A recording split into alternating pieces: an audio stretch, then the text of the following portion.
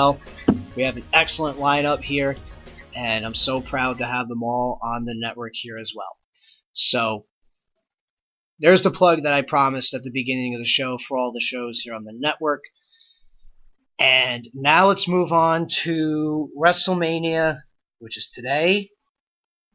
Start time of 5 Eastern time, 5 p.m. Eastern time, when they go with the pre-show.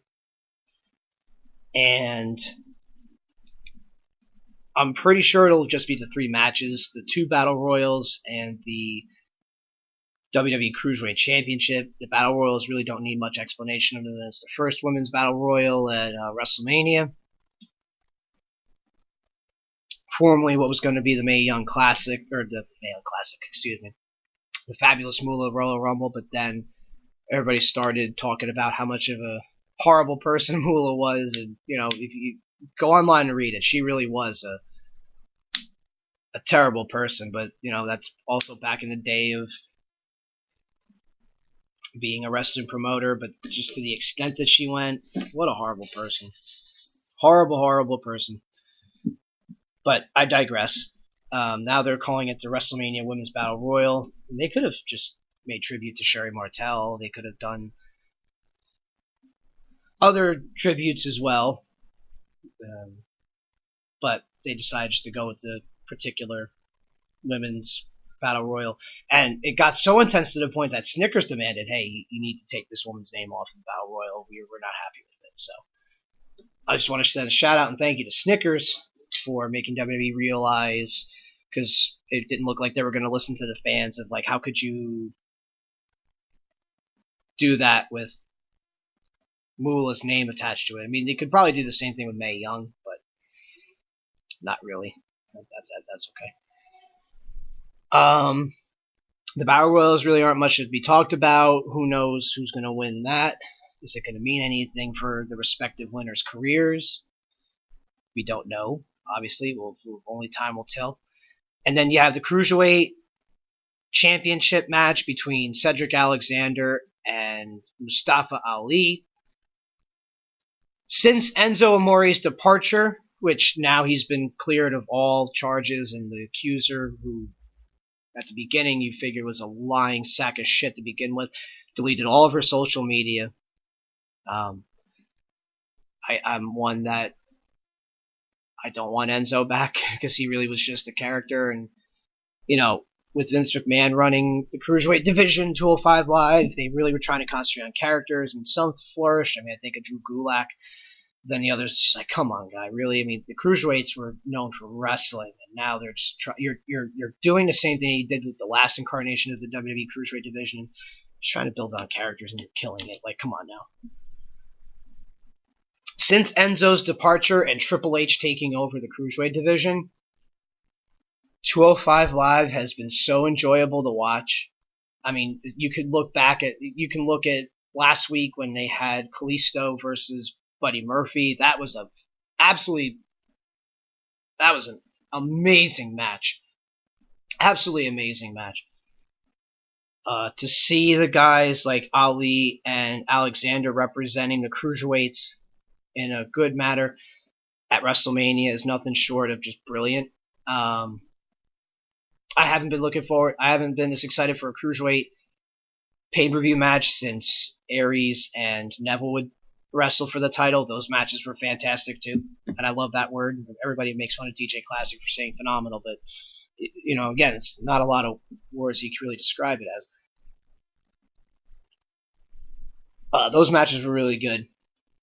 Then the Cruiserweight division again digressed once Enzo was put on there, but that's okay.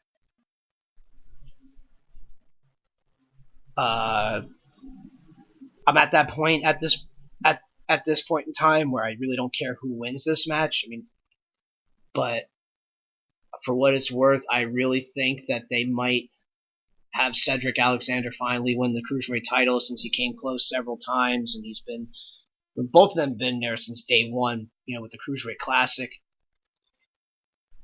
And whoever wins this match is going to be very deserving of the title. A new era will dawn in the Cruiserweight division where they will get the spotlight, again, pre-show or not. And I have high hopes that they will have a fantastic. I hate that word. And I'm starting to hate it because I'm saying it so much. They're going to have a great match. I think, however, Cedric Alexander pulls off the win and becomes the new Cruiserweight champion. And then I'll be excited to see where they go with that, of who will be his first challenger and where they go at with this. Like, do they put the title on more pay-per-views now that the pay-per-views are going to be joint branded again, which that didn't take long. And it'll be the Cruiserweight's time to shine again at WrestleMania. It'll be great. Can't wait. Cannot wait for that. That'll be a great way to kick things off. Raw Tag Team titles. That will be the bar of Sheamus and Cesaro against Braun Strowman and the partner that is yet to be determined. The story that they've built up to this point with Braun not telling him who his partner is, I can do it myself. He'll have a partner, and there was a lot of speculation lately of who it'll be. People have been saying, "Oh, what about Bray Wyatt? What about Samoa Joe, who's now been cleared to wrestle? Who's been, who? We'll see." I like how Brains Strowman to Braun. That was funny. That whole bit. Braun is such a character. He's still in the infancy of his career. So I would like to have seen him get that chance at the Universal title. But he's still early in his wrestling career. There's plenty of time. Hopefully, God willing, that he'll get that chance because he's so over with the fans. And I believe Braun and whomever his partner is will win the tag team championships. They'll give Braun his first title and that WrestleMania moment early, depending on how everything goes. So this will be interesting to see.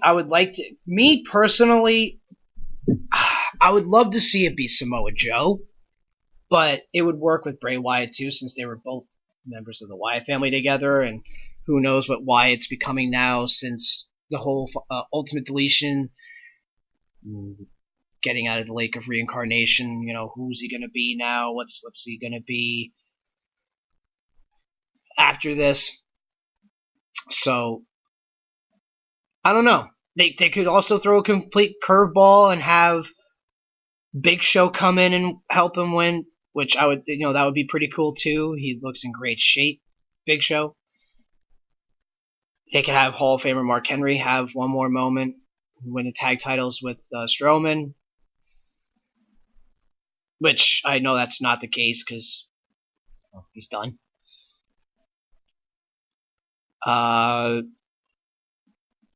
It's like reminiscent of when Yokozuna and Owen Hart won the titles at WrestleMania 11, and we didn't know whose partner was going to be until the day of Owen Hart, and Yokozuna comes out and they win. So it'll be interesting to see. But whomever is partnering up with Strowman, I'm sure that they'll win the Raw tag titles. SmackDown Tag Championships: The New Day, Usos, the champions, and the Bludgeon Brothers. Now, if you listen to the Scholars of Wrestling, Scholar Tarek is a fan of the Bludgeon Brothers. I am too, with them as a wrestler. I don't like the gimmick necessarily. Their outfits are stupid. But Harper and Rowan are so good. Harper was like one of those super indies of like back, 10 years ago or so. God, you think that's crazy to think that, about 10 years he's kind of was making his name as Brody Lee, and now he's in the WrestleMania tag team title match where, Harper is no stranger to having a WrestleMania title match. He was in a ladder match for the IC title at WrestleMania 31. And Rowan was basically got his exposure from wrestling in Japan, and he also had a moment with The Rock at a WrestleMania. That was pretty cool. And there's really not a lot you can say about the Usos and New Day. I mean, those two teams together, those 5 men, whatever incarnation of New Day decides to wrestle on any given day,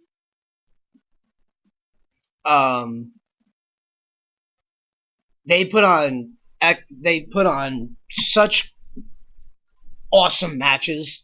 Just those 2 teams, that just them by themselves, if they were just to be the guys wrestling it for the tag titles at WrestleMania, I wouldn't be mad. But it adds different elements with the Bludgeon Brothers being there too. I hate to say it, because I told Scarlett Tarek many times, I don't see the Bludgeon Brothers winning the tag titles. But between the Usos and New Day basically having the tag division, to quote the Usos, on lock, or they're locked down on the tag division. SmackDown going along with the gimmick of Land of Opportunity and new people, kind of look at Jinder Mahal being the WWE champion. I think the Bludgeon Brothers will win this match and become the new tag champions at WrestleMania. I don't want them to, but I can see it happening. They're building up the Bludgeon Brothers good enough.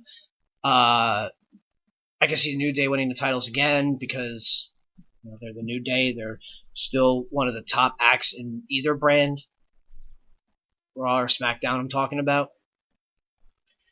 And the Usos, since their character switches, basically they've been must-see TV pretty much every time that they're on television as well. So either way, I won't be too disappointed with the winner of any of the match. Any winner of the match, but I don't want to see Bludgeon Brothers, but I think they'll wind up winning the tag titles. I think they'll be winning the tag titles. United States Championship, Fatal 4-Way, Orton, Rude, Mahal, and Rusev. Everyone's saying that this is where they envision Mahal being at this point, or when he was having his run as WWE champion. I can see him be as a U.S. title contender or a champion, and then maybe making his way into the WWE title picture. But all 4 of these men, obviously no stranger to one another, and in ring action, what have you. The addition of Rusev is fantastic. The Rusev Day gimmick is so over, and through the course of the year, it's been so over. Like, it would have been a crime if Rusev missed WrestleMania because of booking decisions. However, you read some of these things online, whether it be PW Insider or whatever, that Rusev is actually added to this match as a negotiation tactic, because supposedly he was asking for his release, which would have been, for him, good. Get out. Go do your own thing. I don't know what you would go by as, I'm pretty sure WWE owns the right to the Rusev name, and they will. You can't really do the Rusev Day unless you add on something else different. Go by that on whatever you do, whether it be Ring of Honor, TNA, Impact Wrestling, or in the Indies. You can have your own gimmick. But it's so over with the 8 English edition and everything. And the crowd at New Orleans is going to be so hot for when Rusev is introduced for this match. And obviously when Bobby Roode comes out to his glorious theme, and Orton's always going to be hot because he's one of the main guys. With that being said, I think